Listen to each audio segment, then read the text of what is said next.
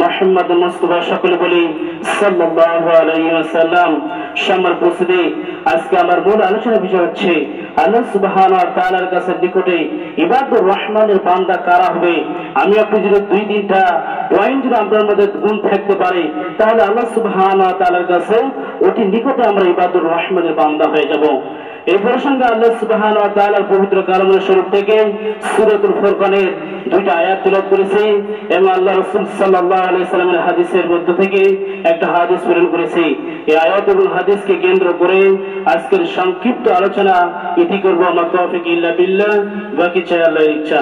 সম্মানিত উপস্থিতি, ইবাদুর রহমানের বান্দাদের এক নম্বর গুণ থাকবে আল্লাহ সুবহানাহু ওয়া তাআলা সূরাতুল ফুরকানের মধ্যে প্রকাশ করে দিয়েছেন।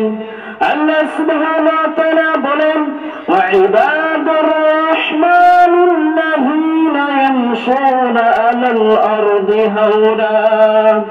আল্লাহ সুবহানাহু ওয়া তাআলা বলেন, আমার ইবাদুর রহমানের বান্দা তারাই হবে যখন তারা জমিনে চলাফেরা করার সময় নির্মমতার সাথে, একাগ্রতার সাথে, অনেক নির্মমতার সাথে তারা চলাফেরা করবে। তারা কখনো অহংকারী থাকবে না, তারা কখনো অহংকারী হিসেবে সে রাস্তায় চলাফেরা করবে না।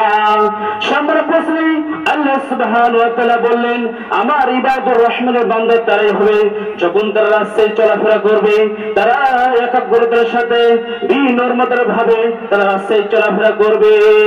আমি আপনি যখন রাস্তায় চলাফেরা করি, আমাদের মধ্যে অনেক ব্যক্তি রয়েছে যারা অহংকার করে রাস্তায় চলাফেরা করে।